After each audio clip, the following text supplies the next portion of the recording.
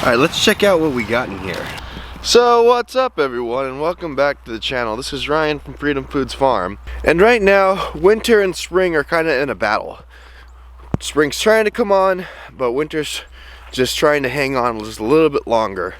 And winter won last night, so that's why I'm getting out here a little bit later than normal, because I don't want to come outside when it's cold. I want to come outside when it's a little bit warmer.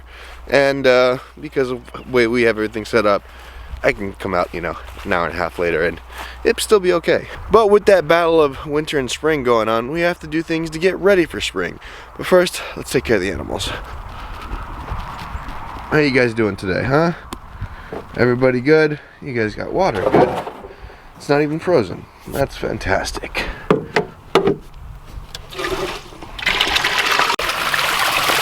And we're good. Okay, sometimes I don't understand cows. Right now I was looking for a cow because I wanted to check on her and see how she's doing, because she's getting towards the end of her, she's not about the calf, but she's getting closer, and I can't find her anywhere. Those corrals, those are made of steel. They're about 6 feet tall. Can't find this cow anywhere. How in the world do you get out? How in the world do you get out? I have no clue. Sheep, go home. How? I don't know. I don't know. You're fat, you're not athletic. I can totally tell that you do not jump that. How in the world did you get out? No. No. No.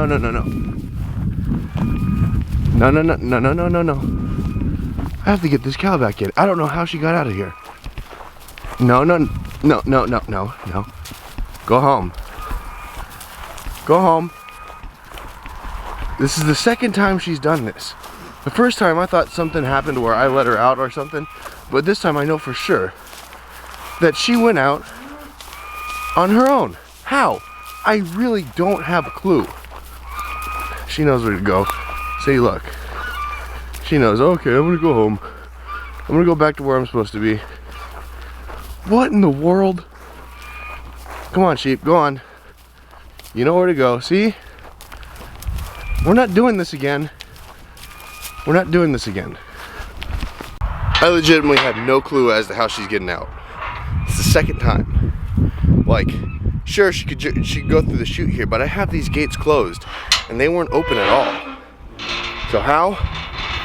I don't know. Cows are just smart sometimes. Speaking of cows that give me hard times, hi, little rascal. They are doing all good. The calves are doing great in their little nursery pen area. And Yoli is taking good care of Nugget there. Easy, okay, go do your thing. Nugget is officially a week old. He's definitely catching up to her now in size. But she's a lot wider than him right now, but they are definitely growing like weeds. Those calves are just packing on the weight and growing so fast. It's kind of unbelievable.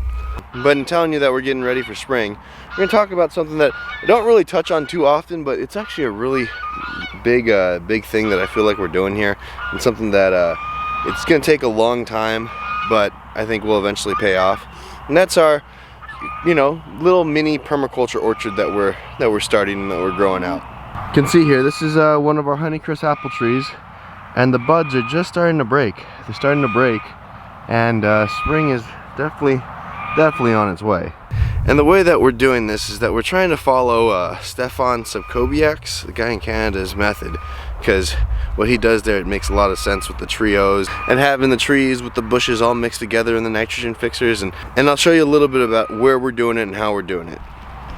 This is our lane here that we created to where we have electric line on each side, to where I can just hook in and run a line and kind of do like it's kind of like ladder rungs, or if you want to call it strip grazing, for the cows during the spring, summer, and fall. But here, this is kind of dead space. You can see where we drive on our side-by-side. The reason that we did this is because we don't want to drive in our pastures. Driving on the pastures just makes the soil compacted soil is never good. So we decided, okay, I'm gonna do something to where this is where we drive over and over, back and forth. But how can we still make it productive? Because you can see this lane, it's a long lane. I mean, it's a little over 1,000 feet. So we want to just not waste it, we want to make it productive. How can we do that? We decided we're going to plant trees. Why? Well, one, they give us fruit, and two, this will also give us shade on that side, because this is south back here, that's north, for the cows. So during the hot summers that we have here in Texas, we want to be able to do something that provides them shade to get out of, you know, the sun. We have the fence line back there, and it does a decent job in the summertime to where they always have a tree that they can get under. But because that's north, and we want to just give them something a little bit more, so they'll have the trees eventually when they grow up to get under and stay cool. We'll also probably be end up putting their water troughs underneath the tree so the water stays cooler as well. But as we go through here, we're going to eventually go on both sides of the lane and plant a whole tons of trees. And when I come out here, move the cows, and you know, I'm out here in the morning or afternoon or whatever, I can go just pick a piece of fruit and have a snack. But this is 1,000 feet, and it's going to take a long time to do, and I don't want to go plant a bunch of trees. And we're only planting one side first because that side's north, and we want this side to grow up taller first, so when we plant this side over here, the south side, then they're not going to block the sun as quickly as they would if we plant them at the same time. But we've been planting some trees, like this is a plum right here. This was one that I think we planted last year. Yeah, this is a harvester peach. You can see it's starting to break its buds. We ended up putting in a pear tree, pomegranate down there, or right here actually. Even though it doesn't look like much, that is supposed to be a pomegranate. More apples here, because who doesn't like apples? And then this is about as far as we've gotten. This is one of the thornless honey locusts that we planted just about a year ago now. And this thing is growing pretty quickly, because it was right here, and now the llamas actually got a hold of it when they got out one day. So they stripped off basically every leaf, but it was able to bounce back and grow up.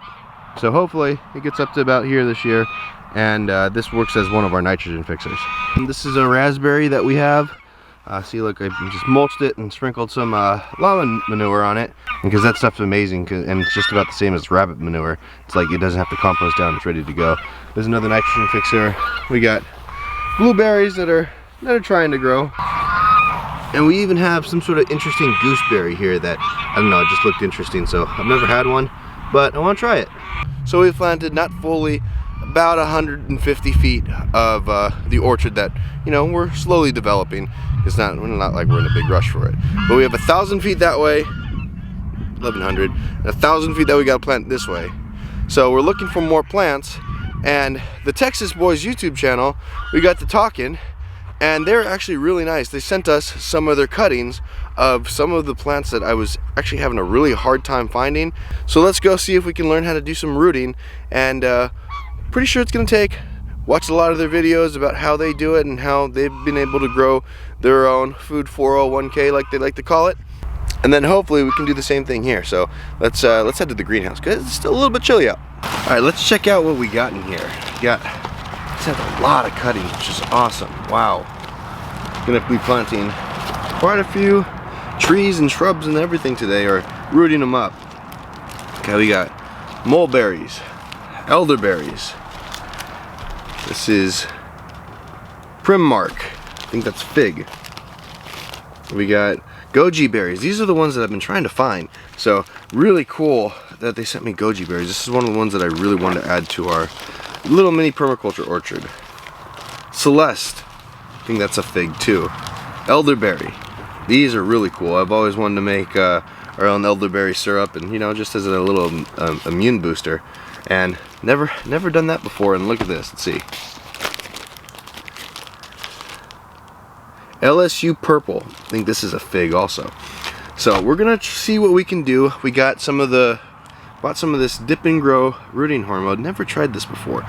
And I know a lot of people have had a lot of success with this method. I know the Texas Boys have. And if you want some of these cuttings, you can actually go to the texasboys.com website, and they actually sell them, and they can ship them to you all over the country. And you know, you can add all kinds of stuff to your garden, to your orchard, and you can grow your own food. So go make sure to check that out. Link in the description down below. So we're gonna see how to do this. I got the solution in here. Now I gotta add water to it, mix it up, then we're gonna cut and plant. All right, let's do this. I'm gonna start with the mulberries, because why not? You know, I've never eaten a mulberry, but I want to try them. So we got, this one's like the size of my pinky all the way down to about here, but I think all of them will work. And what I'm going to do is I'm going to take my shears, and in their videos they cut them on a little bit of an angle like that. That way it gives it a little bit more surface area. And then we're going to just put it in here, put it in the rooting hormone, just swish it around, get it all over just below the node. I think this is where they'll actually root from. We're going to take our little pot thing here, little container. We'll smush it down in here. Ooh, you know what? I might not be able to use these. I might have to go get some red Solo cups, but we'll see. We'll see. What I'll probably do is I'll just probably set them in here first, and then give it a little bit of time, and go get some, and then transfer them over to the red Solo cups. Look at that. Okay, well, that was pretty easy. First one's done, so same process. Go get some of our potting soil, take another cutting just below the node on an angle, dip it in our rooting hormone, then make a little hole and put it in. Then just wait till it grows up. Pretty simple, pretty cool. It's pretty cool that you can take just a cutting from a tree, and if you do it within, you know, a decent amount of time, you can grow a whole new tree from it. I don't know, I just think that's so cool. So we're gonna do this for all of them. We're gonna do this for all these different ones: mulberries, figs, elderberries, goji berries. And we're just going to repeat this process until they're all done. Swish it around, make a hole, stick it in, and that right there could be a tree that grows up to 40-50 feet tall. Pretty amazing.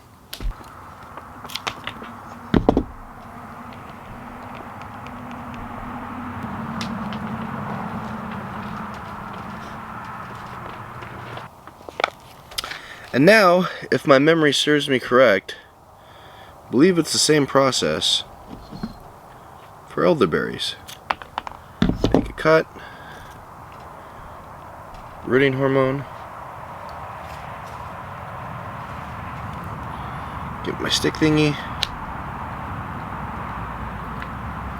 and there we go. Super simple, super cool. Hopefully a whole lot of food.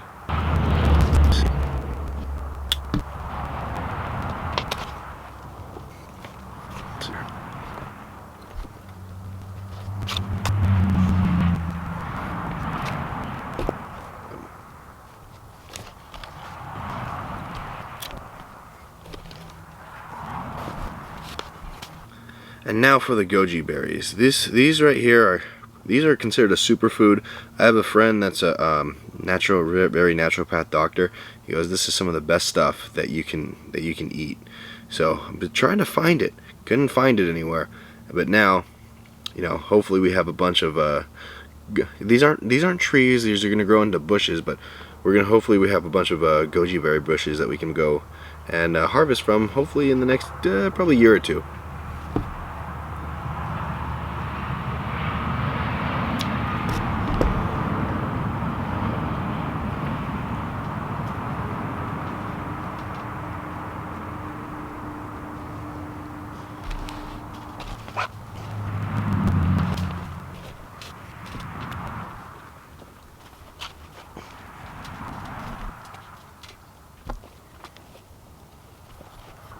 And just like that, we're all done. I had to go run and pick up some red Solo cups because, man, they sent me a lot. I ran out of these things, which is probably a good thing. I might even transfer these over to the red solo pots, or red solo cups real soon. But we got Mulberry, Primmark, this whole row is Elderberry, this whole row is Goji Berry, then we have the LSU figs, LSU purple, and we have the Celeste here. So I'm doing that for me because I don't have little things to put in there yet. I have to go pick some up from somewhere, but this is really pretty cool. I really actually enjoy this. Just sitting out here, real quiet, and just planting some root cuttings. So see if they take, and then look at this. I mean, that's a lot of trees. That's a lot of bushes. That's a lot of potential food here. And it's so simple, so easy. And if this works, and I think it will, I really think it will. We'll do a little series on this and just do follow-up so you can see how these grow, how they root out. But do me a favor, go down, check out the Texas Boys YouTube channel, and then go to their website and check out all the different, different cuttings that they have, and hey, pick up a few for yourself, alright? So with that, hit that subscribe button down below, ring the notification bell so you get notified when we put up new videos, hit the like button because it really does help with the YouTube algorithm, and drop a comment if you like, alright? Till next time, see ya.